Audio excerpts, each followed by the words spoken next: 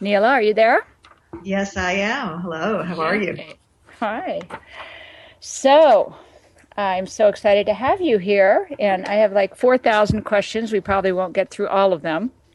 So, if there's Okay. particular points that you want to cover, make sure that you steer us in that direction.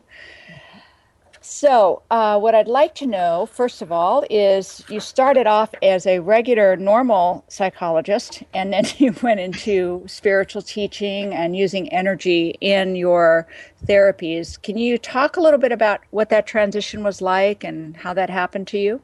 Well, sure. Of course, I hope that I'm still somewhat of a normal psychologist, but maybe those of us who work in the more spiritual planes become a little less, by some people's definition, normal. Right. But I did do traditional training. I do have a doctorate in psychology. I do wonder sometimes what my graduate school thinks of what I do now. Right. But I also spent about 6 years traveling with a spiritual teacher, being trained by him, and have learned a lot about spiritual energies. And as you have described in your introduction of me, I do a lot of integration of the two of them. So Mm-hmm. when I work with somebody, sure, I can do all the traditional things that therapists do, but my tendency is to first sense and read their energy fields and to look for really where their absolute core issues are, because those get held energetically, and to help them to process them somewhat psychologically, but also spiritually, and to overcome them. And the challenge of that is what's most powerful and what most affects us are the things that we hold in our unconscious mind, not in the conscious mind. And so I will tend to go towards what are the unconscious core patterns that people hold and then help them to resolve them. So, um, that is a great description. What are some of the challenges, though, if you are tuning into people's unconscious energy patterns or stuck places? Very often, when you mention this to somebody, because it's unconscious, they go, "No, that's not true at all." So, how Right, do you you are. bridge Or they that? get very defensive or scared or angry that you brought this up. Right. And actually, that's one of the places where traditional training comes in really handy.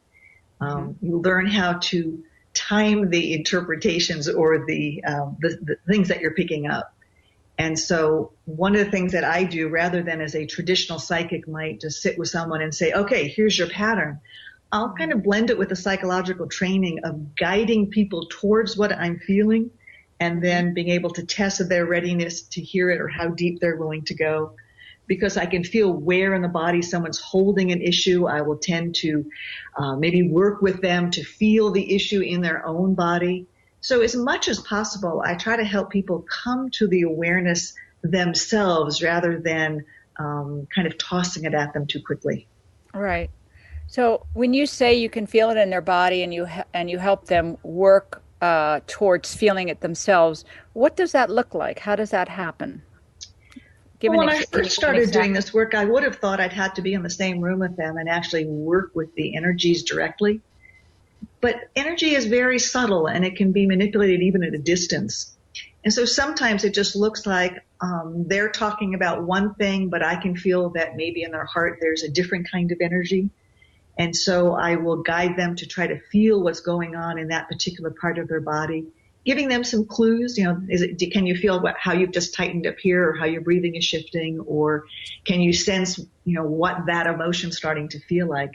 And Hmm. because I'm monitoring it, it makes it much easier for me to direct them.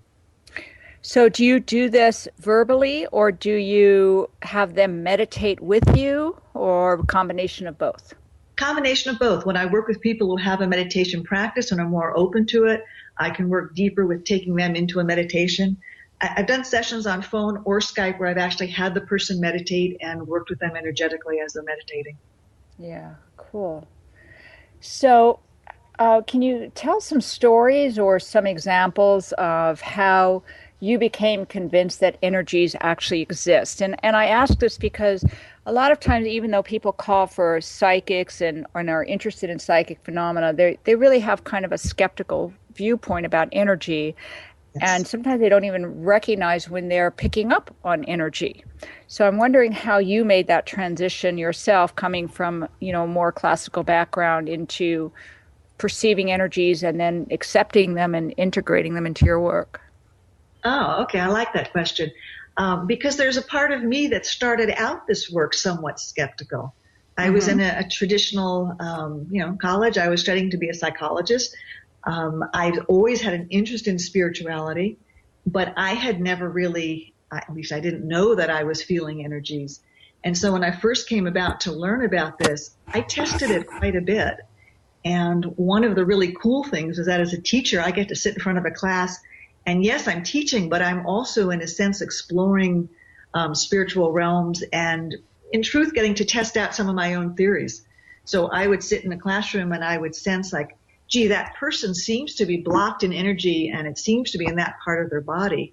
And so I'd go over to them and I'd put my hands there and I'd work with them energetically, or I would just say to them, I'm sensing that you're feeling a certain thing, and I would get to test it. And one of the things I did when I first began to teach was I wouldn't teach anything until I had first experienced it. Right. And so that I wouldn't be up there. I mean, as much as I absolutely believe in all of this, there's also that little part of my mind that's going, oh, this is so far out there. And how can you be doing this with a doctorate? And so I questioned it a lot. And, it really is amazing when you're working with someone and you're going, oh, they've got energy held in their lower back, and you begin to work with it, and all of a sudden you go, ooh, that energy feels really angry. And then the person starts telling you all about their anger. And then when you feel the energy beginning to resolve, they start to feel better. So over the years, of course, it's gotten easier and easier for me to sense the energy, to trust what I'm feeling. And again, I keep getting confirmation from people that, yes, indeed, that's what's going on. And the best confirmation is watching people grow, watching people heal, watching people as they release some of these negative patterns in their body, that they just begin to function better, feel happier, feel healthier. Right. Right.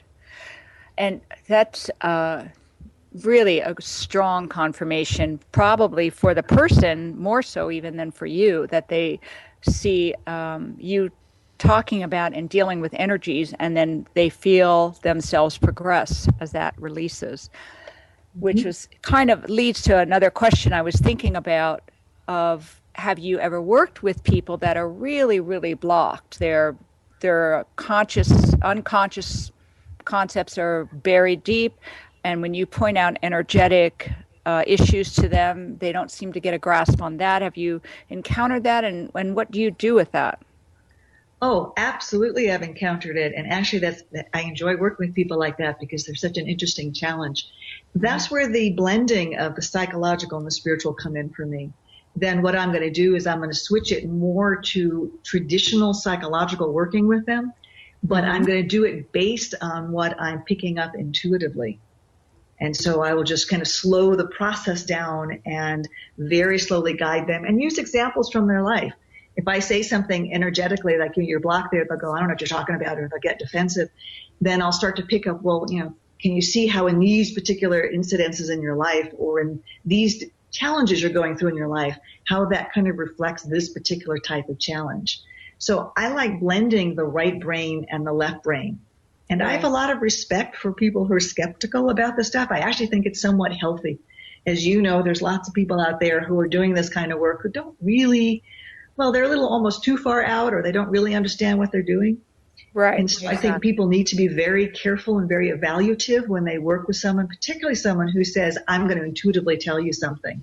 Oh, So yes. I tell people, test this, make sure it feels right. If it doesn't, tell me it doesn't. And unless I can show them in their life the accuracy of it, I don't want them just accepting it blindly. Right. Exactly.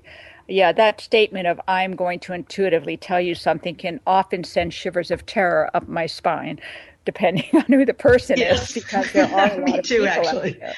Yeah, And you want right. to empower people. The last thing you want to do in working with someone is say, I have the answers, you don't.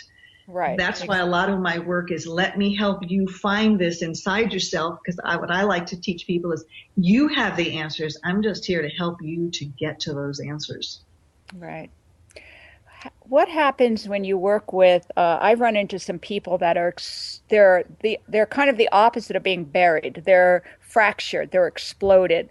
They have conspiracy theories. They feel they've been abducted, and they've been used by government conspiracies, and they're just all over the place, and everything is spiritual, everything is psychic, and not much is grounded at all. What is your approach with that? I Have you have run a into feeling this? that you and I would agree a lot on that kind of issue. Everything has to be done in balance. If Mhm. somebody absolutely has no spirituality in their life, I think that that can create some challenges for them. But if they're not grounded, it creates equal challenges. Oh, And so yes. in working with someone like that, first of all, I'm going to work with them energetically to try to bind the energies back together. But Hmm. I'm going to be very careful to work with grounding them first. And sometimes these are people that have had some kind of early trauma that has fractured them, or they Yes, really are so connected on a spiritual level that they're having difficulty functioning on this plane. And exactly. Right. yeah, I've worked with a lot of people like that, and my work with them always is about you can't wield the spiritual energies until you have a solid grounding. So I'm Hmm. not going to say, "Gee, let's just shut everything down," or "That's not okay." What I'm going to say is, first, let's give you a platform to function from well in this world, in this plane. You know, we've taken on a body in this life. Let's use it. And then once they're much more solid and stable, then I can work with trying to train them and how to work with the energies in a way that doesn't fracture them further. Right. So, and have you run in? I'm asking this because there's some people I've worked with like this, and I'm very curious to see your take on it. Some people that are so badly fractured that it's almost like they reject any earth plane description of what's going on, and it's always about spaceships. It's always about psychic attacks, psychic rape, psychic visitations, and even though there's some grounding work that gets done, this is the place they flip back to the Mm-hmm. second there's any pressure on them from life. Have you Mm-hmm. run into that, and what do you do with that? Well, you put that very well. They do. They flip back into it when there's pressure from life. These are Hmm. people that underlying have a great deal of woundedness and Hmm. fear about being in this plane. And so it's easier to go into that plane. Hmm. Um, and it happens for a number of reasons. I've worked with people that have been badly abused as children. And one of the things they've done is they've escaped outside of the physical body in order Right. to escape the wounding. And to deal with that kind of wounding is very scary and very frightening. So in that kind of case, what I would do is very slowly try to get them back in touch with what was the early trauma and give them some ability to handle what happened. And then, you know, maybe be able to point out to them where it may not be serving them very well not to also be focused on this plane. We live here. We have to, you know, pay our rent and do all these boring things that, you know, buy food, feed ourselves. Hmm. And if they're not capable of doing that, serving themselves well. Right. Right. Very interesting. It those kind of folks to me are extremely challenging, and it is to me so vitally important to have some kind of classical training, grounded training in psychology when working with people who are way out there spiritually, and especially if they've had trauma in their early childhood, which very often happens. So, And what you're also pointing out is that these people are scared. hmm. And if you don't give them a place that feels safe or help them through their fear, then it's going to be almost too terrifying for them to come back to also work on this plane. And you Right. know, when we're here in physical form, we really need to work with what we have here. Exactly. I agree with that, but I find those fractured folks very often just run away from that, and for the reasons that you described, that it's just not safe to even think about their body, and their life here on Earth has just been terrorizing. So, yeah. Right. So, and what about past lives? Do you ever do any work with incorporating that and the influence of a past life in therapy? I know there's some therapists who specialize in past life regression, but I also know there is a way to kind of integrate past life experiences, influences, revelations into therapy without necessarily going into regression. Do you work with Right. that at all? You're probably touching more on my left brain professional training here. I have had people flip into a very vivid experience that is not from their current existence, that they will assume and certainly could be a past life. My basic feeling of that is that's fine. Let's deal with it like we would anything else. So if there was a trauma and it was in a past life, then we still deal with the trauma or what it may have done on a soul level. But since I don't have the ability to confirm that this is from a past life, what I will do is work with it is this is material coming from the unconscious, whether it's an unconscious story or a past life regression, isn't as important as what does it do for you today. Right. My whole idea, I guess, is that we're here in this current life, in this current body, and the challenges that we have are for us to deal with here and now. And so I would always bring it back to, well, how's that affecting you now? And how can you learn from that or use that to improve your life now? Right, right. So how do you help people get grounded, the ones who, especially the ones that flee from it and are afraid of it or don't agree with trying to stay grounded here on earth? What kind of things do you do? Because I'm wondering if just talking to them is enough. Are there meditation exercises you put them through? Do you influence them with your own energy? Probably a little bit of all of that, but I'm rather cautious about giving too much meditation exercises to somebody who's already grounded. Right. For many people, meditation is the way for us to expand past just this plane, or to awaken and open more of our consciousness. Meditation also tends to open the doorways between the conscious mind and the unconscious mind. And sometimes these people are already too flooded with things from the unconscious mind. So, of course, it would be individualized, and each person's different. I'd work with each person differently. But sometimes what happens, like you describe them as being like shattered. And there's truth to that. It's like there's different parts of them that are operating, not necessarily in conjunction. And so sometimes with those people, what I'll do is I'll go into the different fractured parts and work with them and heal the different fractured parts and then rejoin that to the whole.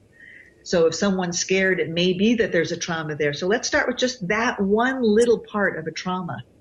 And sometimes that work becomes very fascinating where you have people that literally one day you're working with them and there's a little scared 4-year-old who's talking to you about a trauma that part's been through. And you can try to heal that and then connect that to the next part. And the next day, it may be a 7-year-old part of them or a part that just went through something that was too scary to talk about. And it doesn't always mean that they'll say, oh, I had this trauma. Sometimes there's this feeling of absolute terror. I can't breathe. And so I'll work with that part until they can breathe, until maybe they can tell me about it. I've had parts of people like that talk to me about recently a client I was working with who's been through some very serious trauma. It's like one day she was telling me, in essence, I don't trust you because you're trying to bring me back out in the world. And I know the other parts of me are trusting you, but I don't. And so that sounds kind of weird because they are fractured. But over time, they begin to reconnect. And then some of the stronger parts of the person can help some of the more scared parts of the person through it. And then when they become more connected through all the different wounded places, then they're not so scared about living in this world. Right. This almost sounds like working with dissociative identity disorder, or as some people know it, multiple personality disorders, when you talk about working with these different parts. But it hasn't gone that far. I'm assuming you're talking about taking these different aspects of people and they still know about the different parts of themselves. They're not that far gone that they're dissociating completely. Or are you talking about that? No, that's actually quite accurate. You know, all of us, even those who are functioning very well, we've had things that happen in our life that we've forgotten. And sometimes those things we've forgotten have quite an effect on us. Right. So, you know, we may have had a trauma and we don't remember the trauma, but we avoid a certain area of town because that was where the trauma took place. Or a friend of mine recently said he realized that he was coming to an intersection where he had an accident and he wasn't thinking about the accident, but all of a sudden he started getting a headache. And one of the things that happened in the accident was he had hurt his neck. So these things are always operating in the unconscious mind. the bigger the trauma, sometimes the more we repress it. So these are not multiple personalities. They're people who've just had trauma that are suppressing that particular trauma, but then it's affecting them. Now, it's Right. one thing if you get a headache at a certain intersection. It's another thing if your boss is speaking to you and all of a sudden you've just checked out and you can't hear a word they're saying. Right. Right. So there's two questions floating in my head. One is when you say you heal and work with the fractured part and then move on, what does that look like? Is that talking? Is that they're quiet and you do energy work on them? I know it varies with each person, but what are some of the things that you do with that healing and integrating a section of somebody? Well, What you is have to that? remember that I always work towards trying to empower the individual.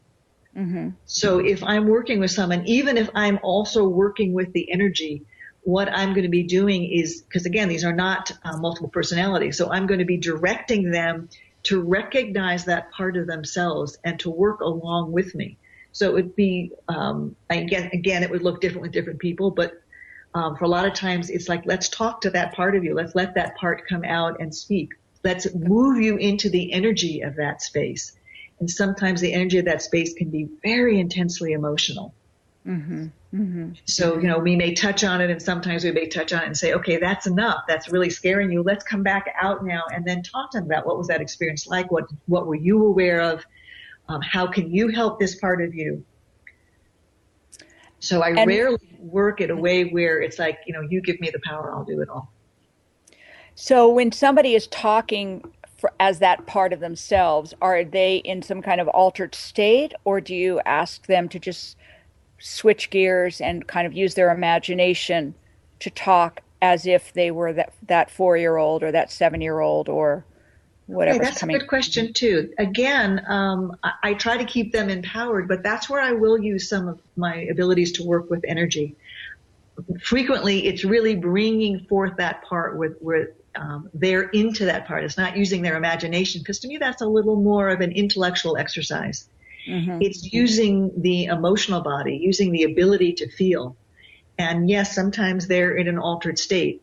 And, when I'm working with them, you can see that their voice begins to sound young.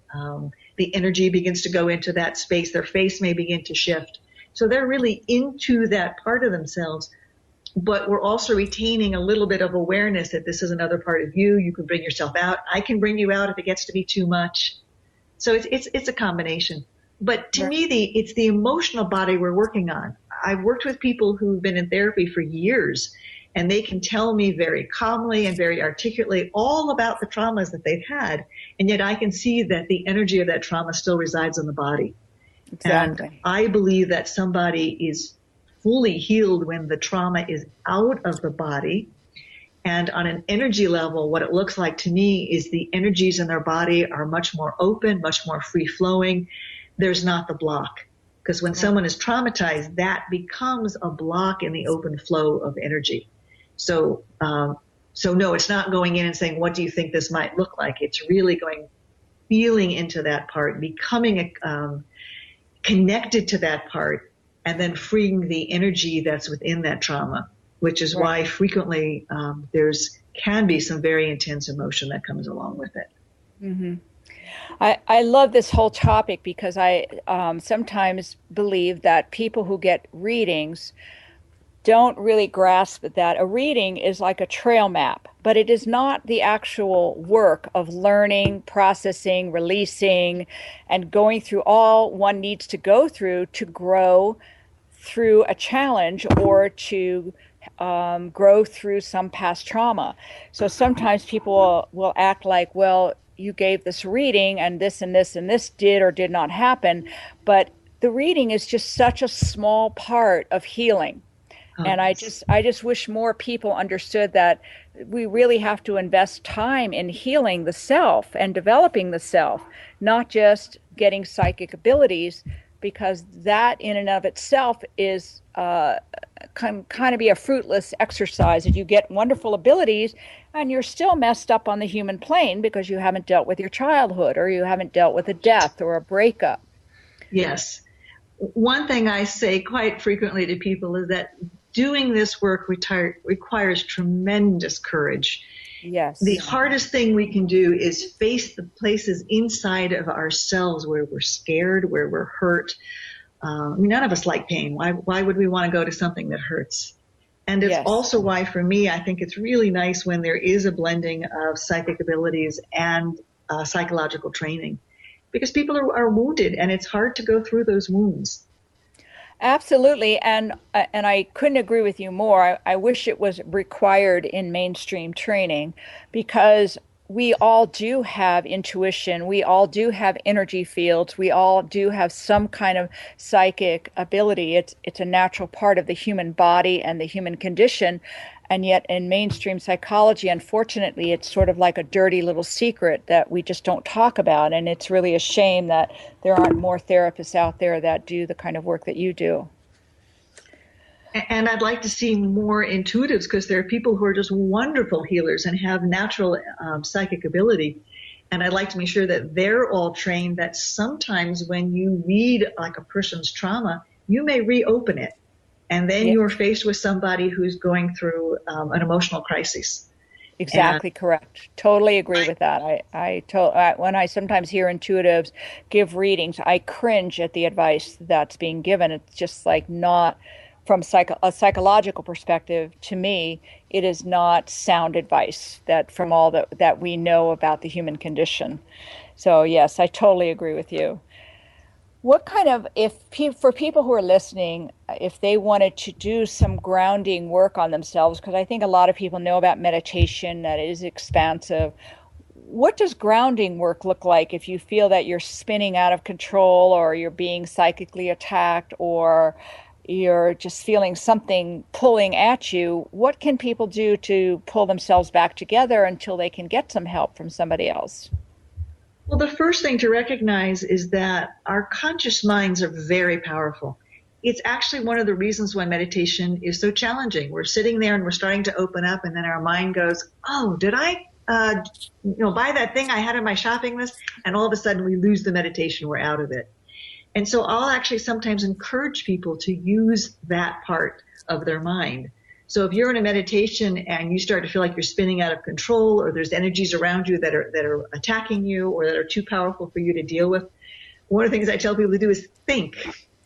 Actually pull yourself out of it, and then remember that the conscious mind is actually more powerful than the unconscious mind. If it wasn't, we'd all be in trance states most of the time. So just stop and say, okay, I just felt something that was too strong. I don't want to feel that anymore. Let me come back into looking around the room I'm in and go do some kind of task that engages my left brain. Hmm. And that Good. shuts down the right brain. And when we're feeling some sense of the energies are too powerful, there's something that's pulling on us, that's from the unconscious mind. Hmm. And so it's interesting, because sometimes I do spend time with people training them how to shut down their abilities Exactly. until they've reached enough grounding to be able to utilize them. Exactly. I love that.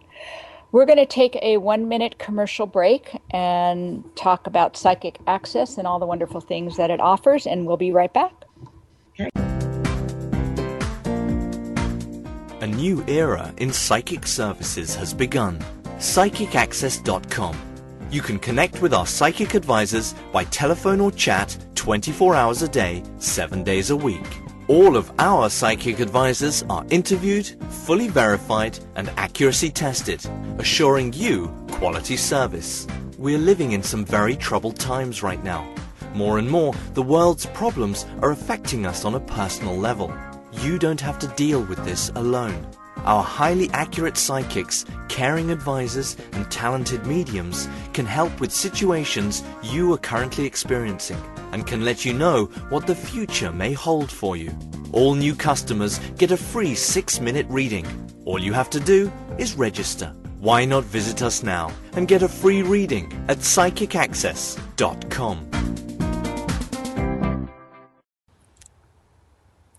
Okay, we are back with Dr. Neala Peake, who is an extraordinary blend of trained psychologist and energy worker empath and intuitive, and brings all of that into therapeutic healing for folks who need that.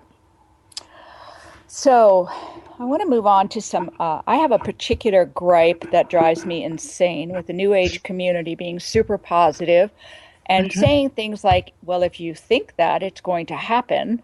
And if you have a negative thought, it's going to manifest. And this makes me crazy because to me, it's like, then where do you go when you don't feel good? And with people who are into the intuitive arts, very often I hear this being said. And my response to it has always been that if that was true, I would have blown Earth up 4 or 5 times by now with the amount of negative, sad, black thoughts that I've had to process. So what is your take with that, Neala? Well, first of all, I appreciate your honesty, because I think if all of us are honest, we've all had moments when we could absolutely have blown up the entire earth with our dark negativity. To me, that's part of being human, and it's accepting it. So if you're in a dark negative space, the thing to say if you want to be all new agey and positive is, wow, I've really got some dark stuff coming up. Good. This is an opportunity to go find out what it is and to heal it and to work with it. But, we do have negativity. We've all been wounded. I don't know anyone who's come through a perfect childhood and is free of woundedness. I also don't like that part of the New Age philosophy, because I see people tormenting themselves with guilt, which certainly is not positive, and saying, oh, I got sick. What did I think wrong? Yes, exactly. Yeah, I think that's really hard on people. It's like we all have things happen to us that are negative. I know a woman who used to say that her spiritual teacher said that the closer you come to spirit, to source, to sun, to the light, the better chance there is that you can get burnt. That, that much light and sun on you can be challenging. And that when we choose to develop ourselves spiritually, I think part of what we're saying is, I am willing to look at all the darkness within me, because I know the more of it I get out, the healthier and more positive I can be, the more I can access my subconscious mind, the more I can help others. So I'd like to say I think darkness is a part of humanity, and it's a part of all of us, that the healthiest thing we can do is accept it, embrace it, look at our dark sides, and choose to operate more from the light and be more positive by facing the darkness. My own teacher has also said that the light and dark are always in perfect balance, like the yin-yang symbol. And so the more we open to spirit, the more we open to the light, the more we also allow the darkness to be of equal strength, that the choice of a spiritual person is to live from the light, not to negate or deny the fact that there's darkness there. Right. I love that. I have seen lots of people, it makes me weep, who do believe that something happened because they caused it because they were having a bad thought. So then they shut down that bad thought rather than getting it out of their body and processing it. And it's just, to me, so damaging, that concept. At this point, I really see the world as a very positive place, all the way to the point of when the dark things happen and when I'm feeling down and when I'm feeling challenged, that I can step back and say, okay, world, what are you showing me? What are you teaching me today? Exactly. And just embrace it. And I'd like to say to everyone out there, just, hey, we've all got our darkness. It's okay. Yeah. It's part of who we are, and it's part of what makes us what we are. And it sometimes is what propels us to grow and change. Yes, totally agree. So, what do you think about soulmates and twin souls? Because I know there's lots of people who seem to believe that we are all here to have a soulmate or a twin flame, which I'm not quite sure what the difference is. People have different concepts about that. Is that something you run into that people are overly concerned with? And what is your take on that? None of us have the answers to how all this works, so I'll give you my opinion. I see the world more as a teacher, and we come in to have whatever experiences are most appropriate to our level of soul development. And in some lives, that may be to learn how to be strong on our own. So maybe we don't have a soulmate in that life. For some, it's to find a person they fall madly in love with who challenges them to grow because it's not necessarily the healthiest of relationships. And there are Exactly. people that sometimes we meet that we feel such a strong sense of soul connection to. And for those few who are lucky enough to find one of those, it can be wonderful or it can be challenging. I've seen people who are madly in love in a way that they seem just destined for each other and then go through intense challenges together. So Right. to me, that's kind of almost a Western concept. If I hold the right image, then everything's going to be positive. I'm going to find the perfect soulmate. I'm going to have the perfect job. Everything in life is going to be great. And if not, I've done something wrong.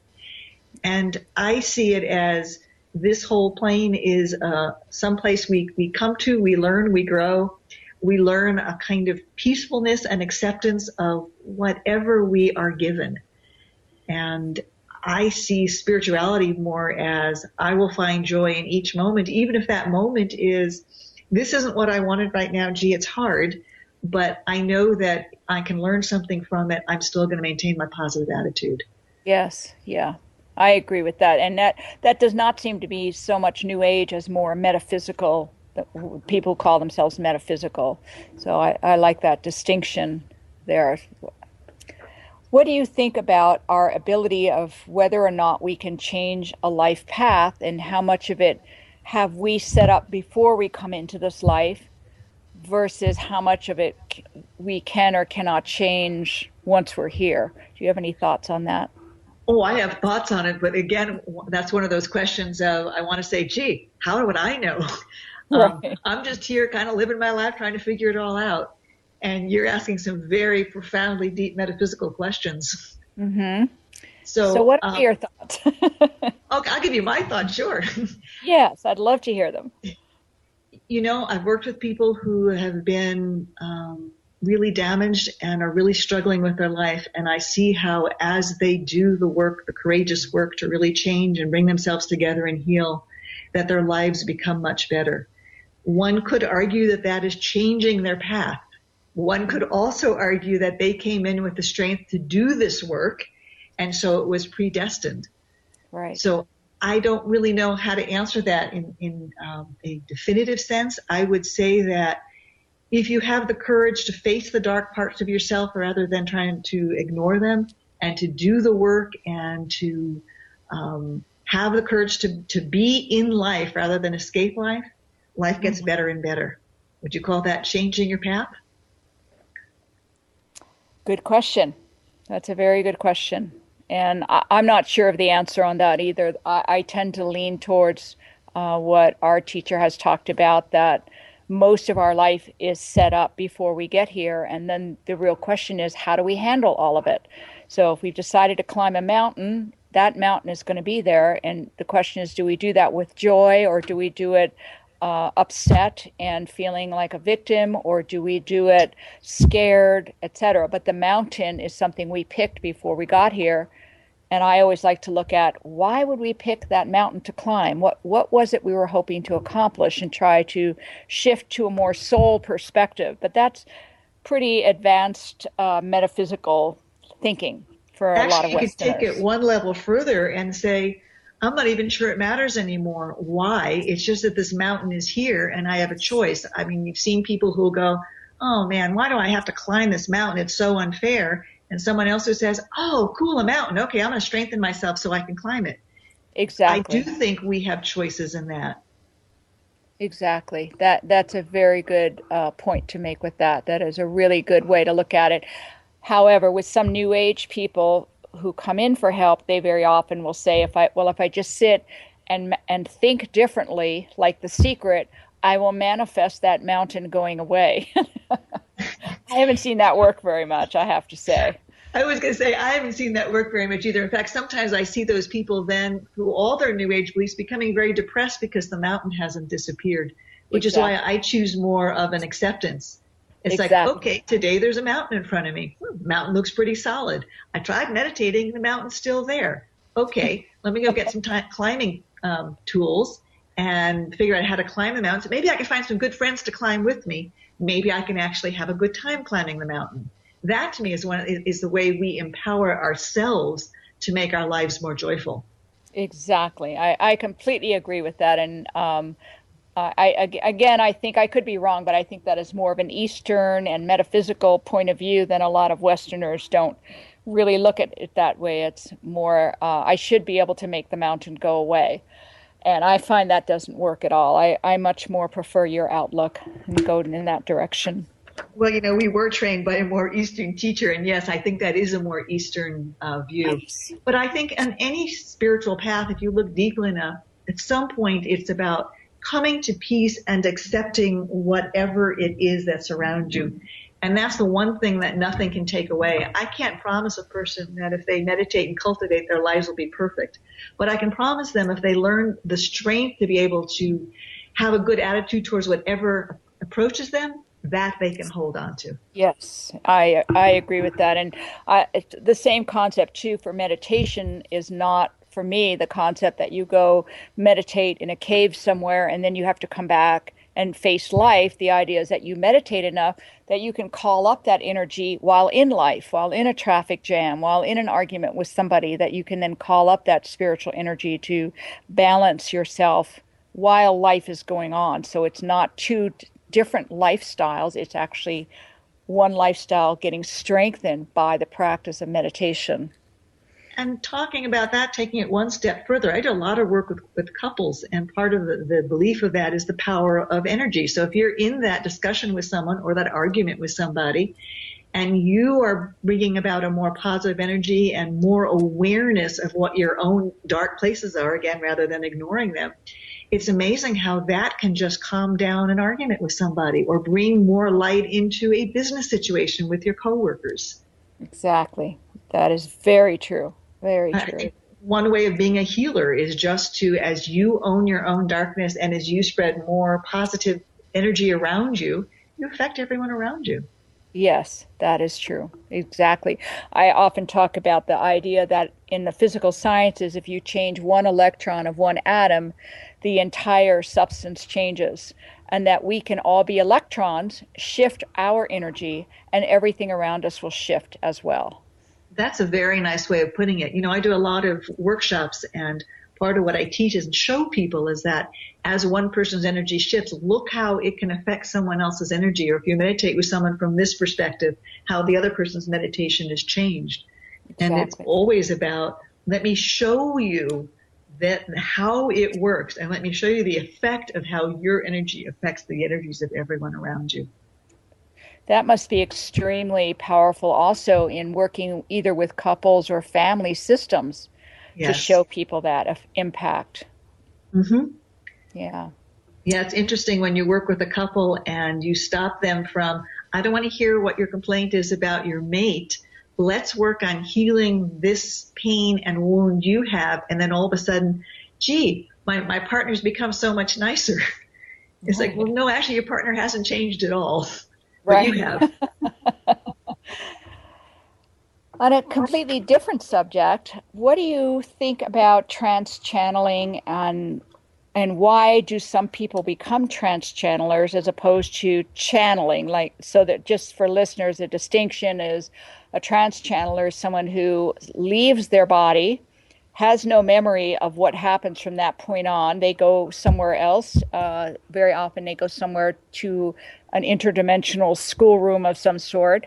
And then another spirit comes in and works with people. And then the human comes back and the spirit leaves. That's a trance channel compared to people who have memory and feel another energy or another being or another entity and then speak the words that the other spirit is talking, and they have memory of that. So trance channeling is kind of a very specific thing, and I have some thoughts about that, and I was curious what your thoughts are about why some people become trance channelers and others do not. Okay, well, you're getting into probably somewhat of a controversial topic here. So I want to say Yes. first, I have a great deal of respect for many trance channels that come through with some very valuable and very profound information. I'm also aware that it's a very tricky practice Mm-hmm. and that there's a very fine line between somebody being a genuine trance channel and somebody, in a sense, almost having a dissociative state in which another part of them, sometimes even a slightly wiser part, comes through and speaks. Mm-hmm. And so part of my feeling about that is caution. It's a practice that can very easily disrupt a person's psyche. Mm-hmm. And so I know there's a lot of people in the New Age community who really want to be trance channels, and that worries me a little bit. It's like, when you're really centered and you're really grounded and your energies are really wide open, you can pick up a lot of very valuable information, very profound healing information without disconnecting from your physical self. And so I have known, and as you know, I've known some trance channels that I think can do some very profound work. I've also seen people who think they're channeling, but aren't really, and it's very hard to tell the difference. So I just have a lot of caution around the practice as well as a lot of respect for it. Yep, I agree with you on both of those.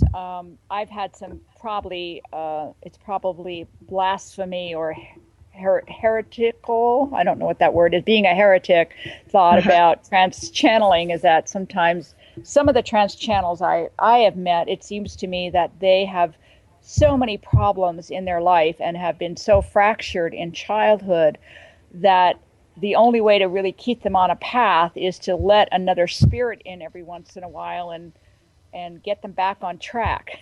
They need extra help actually surviving this life on Earth. And I've said that to a few trance channels, but I must say they never spoke to me again after I said that. So. Well, that's why I started by saying this is somewhat of a controversial topic. Yes. I mean, sometimes people are fractured as a child, and in that fracturing, they do actually, part of them connects very deeply on a spiritual plane, and that allows them the ability to bring through other entities or other energies. And that's not always healthy for the individual. And again, I'm not saying in all cases. There are certainly some very fine channels out there. But again, it worries me. I've seen too many people who are doing it from a place of being injured rather than a place of strength. Yes. I know I read in a Taoist practice, the 18th gate of Dragon Gate Taoism, and I had talked to Liang about this also, that this person in the Dragon's Gate books, he was fractured on purpose and was taught then to be a Taoist sorcerer, and he was taught basically how to leave his body behind by very severe practices that were really terrifying in some way. And the teacher that we have studied with the human, Liang, had said to me that he had had similar things done to him as a child for similar reasons, not just childhood stuff, but also for the practice. So it's a very interesting topic to me about this concept of what does it take to be a trance channeler, and does one have to really have the ability to detach from the body, be instilled in such a tough path like that, where you kind of are forced to dissociate. Doesn't that also touch again a little bit on the idea of traumatized people not wanting to be on this plane? Again, there's a whole lot that we can do as healers without being fractured and living fully on this plane. And so there's so many people out there that really are unhappy with life, and life certainly is challenging at times. And they want to be a trance channel or to go into other planes because they just feel that this life is too painful. Exactly. And I would really kind of encourage people to live their life and find joy in the living of their life here, and to heal and to bring themselves together. And for those that are natural trance channels and that happens, that's fine, but not to seek it. Rather, I would rather see people seeking wholeness. Yes, I agree. So we are coming to the end of our time. If you could tell people where they can find you, how they can find you, that would be fabulous. Well, I have a website at nealapeake.com. At the moment, I do workshops in Denver, Colorado. I do workshops in Atlanta, Georgia, other places if people are interested. And I do sessions both by phone and Skype all over the world. And is your website All Things Healing? Is that still up and running? That is another website that is an alternative healing website that is actually a really beautiful website. I'm the editor-in-chief there. my own personal website is just nealapeake.com. Got it. All right. Well, thank you, Neala. This has been absolutely fantastic, and I'm hoping that people who are listening, who are struggling with issues, will contact you if they are willing to take on the warrior path of healing, because it is a warrior path to go look at the darkness. And I agree with you that when we clear out the darkness, we become a better channel for the light, and there's more room for joy and contentment to come in once Absolutely. we get the gunk out. But getting the gunk out can be a little tough at times. But being on the other side of having gotten the gunk out can be quite beautiful. Fantastic. Yes, indeed. Well, thank you for your time, and I will talk to you in the near future. Hello, my name is Res Miranda. If you're having relationship, career, or life issues, I'm inviting you to experience what it's like to have access to professional, highly accurate psychics and spiritual advisors you can trust to care and help you. Register now to get your free 6-minute reading by telephone or chat. Get answers, get access, psychic access, 24 hours a day, 7 days a week. PsychicAccess.com.